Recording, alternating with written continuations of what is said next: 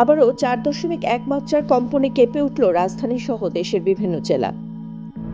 বৃহস্পতিবার সকাল 6:14 এই কম্পন অনুভূত হয়।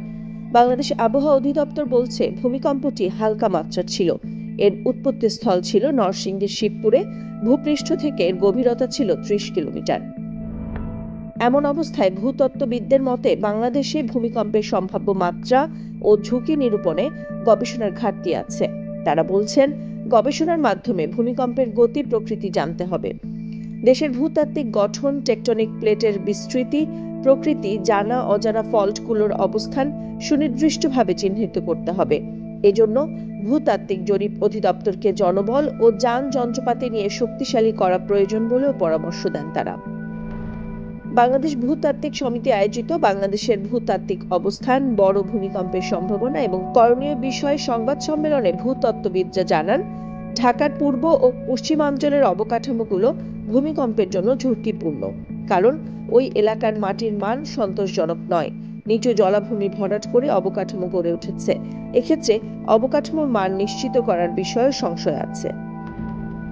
21 নভেম্বরের ভূমিকম্পের পর মূলধারার গণমাধ্যমে ভুল তথ্য প্রকাশিত হয়েছে বলেও দাবি করেন বিশেষজ্ঞরা।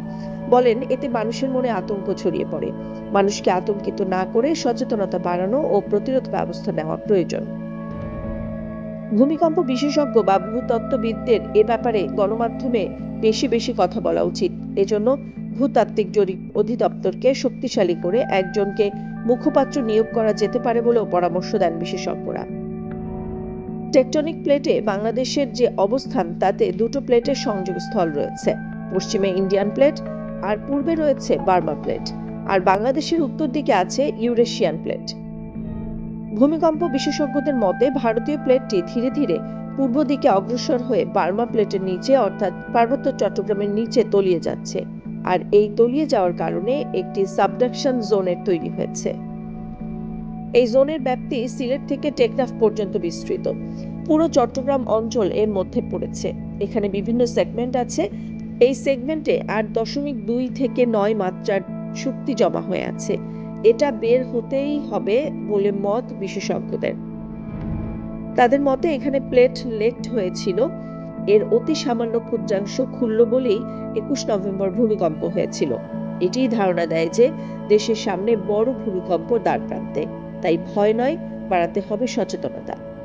নাদিরা জাহান, নিউজ ডেস্ক, সারা বাংলা।